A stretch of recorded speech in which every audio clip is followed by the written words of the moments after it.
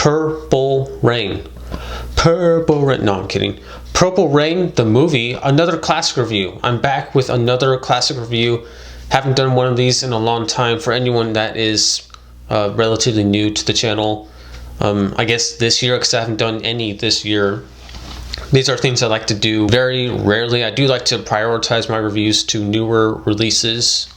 So I like to just kind of do this every once in a while, and I have a playlist for my classic reviews that I'll leave at the end of this video, so you can click on that later or go to now. But I kind of explain my criteria for what I consider to be eligible for a classic review, if you want to go look at that. Last one I did was Triple X, the album by Danny Brown, which was cool. I love that album. This is an interesting case here though, reviewing the movie Purple Rain that came out just a month after the album Purple Rain in 1984 by Prince, obviously, because just about all my other classic reviews I have done have been like some of my favorite movies, albums, or things that, you know, have a nostalgic pull to them, like a pull on me to them. That's a weird way to word it, but I think you know what I mean. The film Purple Rain is absolutely not something I'm in love with, not one of my favorite movies. I really don't have any, you know, memories attached to it. I don't have any nostalgia for it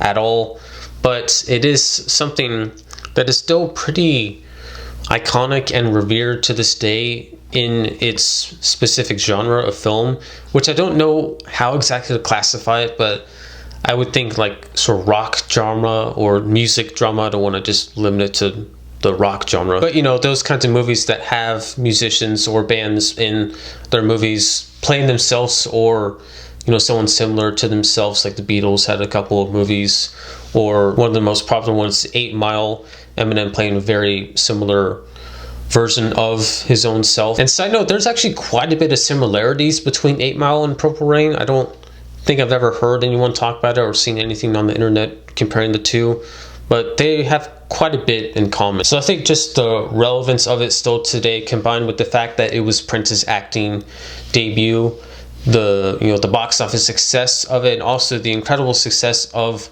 the album / soundtrack Purple Rain that was released just a month after this came out, released in July of 1984, which is without a doubt, I think, the biggest reason why people even still kind of care about this movie or go back to watch it. You know, I wouldn't say that necessarily no one would care or ever talk about it, but if this movie wasn't as successful and also, you know, critically acclaimed as it was, and the soundtrack was panned, then I don't think it would hold the status that it does still to this day. So the film was directed by Albert Magnoli, who actually worked with Prince numerous other times in the future. He directed some music videos for him. Prince plays the character known as The Kid, who is the frontman for this band, The Revolution.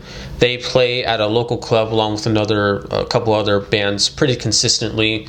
And I think that's one thing, just first off, the film does really well, setting the scene for this town and at this club, and the competition that exists between these bands, and also the management of these bands too. And in particular, if one band does really well, if they kick ass one night, then it's made clear that like, you guys better kill it the next time you go on, the next time you play, because if you don't, then you're basically toast. Another integral part of the movie comes in the character Apollonia, who is pretty new into the town at the start of the film, and she becomes a love interest for the Kid, and some conflict arises whenever Morris Day, the leader of The Time, which is another band at this club, tries to recruit her to join his group that he's forming, an all-girls group that he wants to be in, and she's a senior, by the way, and the Kid gets jealous of this. And on top of this, the Kid is living in an abusive home. He still lives with his parents, and his father verbally and physically abuses mainly his mother, but also him a little bit. To say the least, he's living a very troubled life. Almost nothing is going wrong for him. The relationship that develops between him and Apollonia is very up and down, and really the only thing that's like actually consistently going well for him is the music, and the music he's writing with his bands. And I would say that's also the thing that's working the most for this movie is the soundtrack, Purple Rain, which I'm sure is not a surprise to anyone. You know, the fact that the music is great is a high point for this film. I'm sure most people had probably, well, of course, heard the soundtrack because the songs are in the film, but had probably actually listened to the whole album before ever watching this movie as I had. And yeah, there really isn't much else to say about the album. The album kind of speaks for itself. You know, that's definitely something that I would like to review someday, the actual album, Purple Rain. It's an outstanding piece of work. I love that album top to bottom, and it's, yeah, probably the best part of this movie, if you were to ask me. It's one of those albums too that's hard for me to pick a favorite song or a couple of favorites. You know, normally I'll try to think of what my favorite track might be, or if I have a top 3 or top 5, and I just want to pick them all. I don't want to have to limit it. It's hard for me to narrow it down to one or a top 3 or whatever. Anytime I have that thought, it's always a big struggle of mine. And quite frankly, if you're asking me, the music in this movie is what's keeping it from being kind of a piece of shit. I know the movie did have pretty decent critical acclaim when it came out, and still to this day even does, but there are many aspects to this film that have not aged very well, that are fairly dated, such as the ADR. I would say is something that's pretty obvious from time to time in the film. But the acting, the performances, most of them at least, can be pretty hard to stomach. It's like Halloween level of bad. The original 1978 Halloween. Jamie Lee Curtis is solid in that movie. Donald Pleasence, I think, is great.